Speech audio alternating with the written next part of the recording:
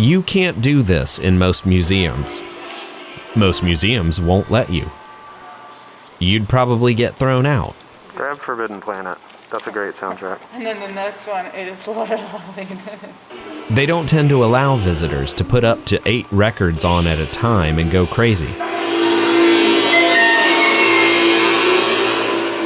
But not only is this museum allowing us to make as much cacophony as we want, it's actually encouraged.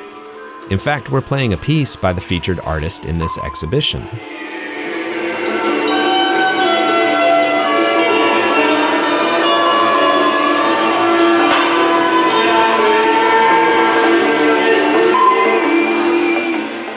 That's because the Black Mountain College Museum isn't most museums.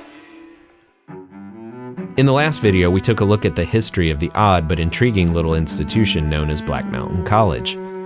Although it only ran from 1933 to 1957, this college saw some of the most influential artists and thinkers of the 20th century join the ranks of its faculty and student body, and quite a few of them made up the avant-garde of American artistic expression.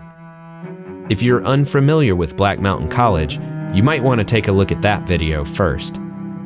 Now, if you'd like to experience a bit of what made Black Mountain College so special, well then you need to head to the mountains of North Carolina. If you can, you might want to stop by its former site in Black Mountain. This is an absolutely stunning campus. The Studies Building, as it was known, still stands today. It's a Christian boys' camp now, Camp Rockmount, and because of that, you can't just show up anytime you like.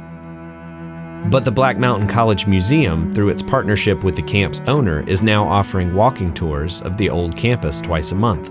You can find that link in the description below. If you want to explore more of the people and work behind Black Mountain College, then you should definitely visit the Black Mountain College Museum and Arts Center in nearby Asheville. It's not a large building, but it has a decent-sized gallery which features constantly changing exhibits, most of which either display works by the faculty or students from Black Mountain or deal with works that were influenced by Black Mountain College. We were lucky enough to visit during an exhibition called Don't Blame It on Zen, The Way of John Cage and Friends. Cage taught at Black Mountain in the summers of 1948 and 52, the year he staged the first happening in the United States. Cage also served residency at Black Mountain College in 1953. He takes it seriously. I think it's interesting. If you are amused, you may laugh. If you like it, you may buy the recordings. John Cage and Water Walk. If you're unfamiliar with John Cage, he's primarily known as sort of a renegade composer.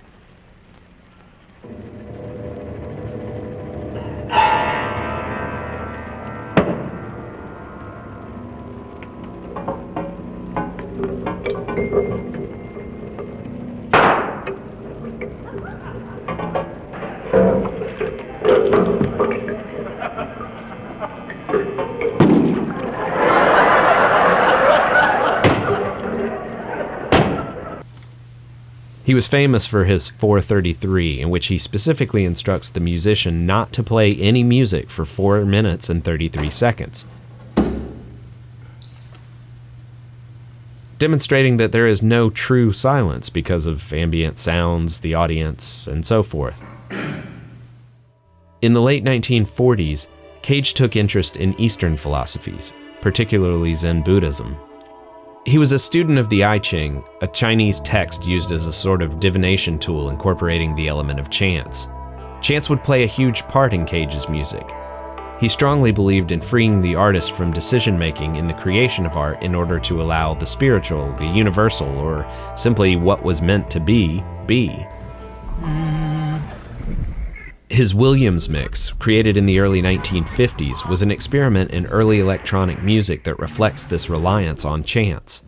Cage cut hundreds of tiny bits of magnetic audio tape and divided them into 6 categories of sound: city, country, electronic, manually produced, wind, and small sounds, and used the I Ching to produce a sort of roadmap to splicing and playing the taped samples.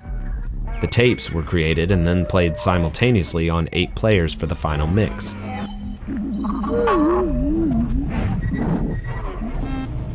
No surprise then that the centerpiece of this exhibit at Black Mountain College Museum was 33 1/3, a piece organized by Cage with instructions to use 8 to 12 turntables and some 200 to 300 records selected at random. Cage, as the composer, leaves the rest to others. In this case, curator Jade Dellinger originally procured the records in 2013 by contacting some 30 well-known artists, including David Byrne, Lee Ranaldo, Yoko Ono, Graham Nash, and Iggy Pop. Audience members in the gallery become arrangers, playing as many records and adjusting the speed and volume as they wish. Black Mountain College artists and faculty often worked in other media than what they may have been most known for. Cage was a visual artist, and some of those pieces were on display. As you might guess, many of these were also created using chance as a determining force in the decision-making, such as this piece, which contains well over 3,000 tracings of individual rocks which Cage had collected in his apartment. There were screen-printed posters of some of Cage's happenings, such as Music Circus. There were also other works by artists influenced by Cage and his contemporaries, such as this David Byrne piece that attempts to describe everything between silence and cacophony.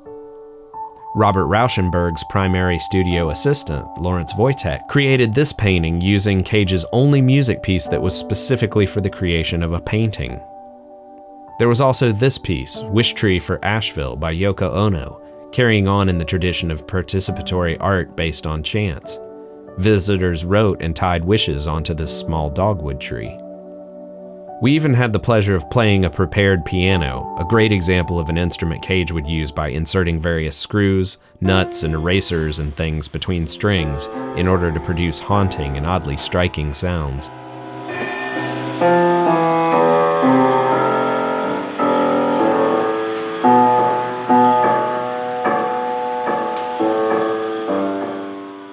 Of course, all these pieces won't be at the Black Mountain College Museum when you get there. Based on what we saw and experienced, though, you'll be exposed to well-curated works of art that are just fascinating, and you might be surprised by what you see. But I guess you'll just have to leave that to chance. Make sure you visit their website below because they put on events, performances, lectures, and happenings, which they call re-happenings, year-round. It's amazing how much there is to see and experience, and it makes the Black Mountain College Museum and Arts Center a great spot to visit anytime or every time you come to Asheville. Don't forget to tell them Geekorman sent you. And don't leave it to chance that you'll see more great videos about things to do in North Carolina. Make sure you subscribe if you haven't already. Thanks.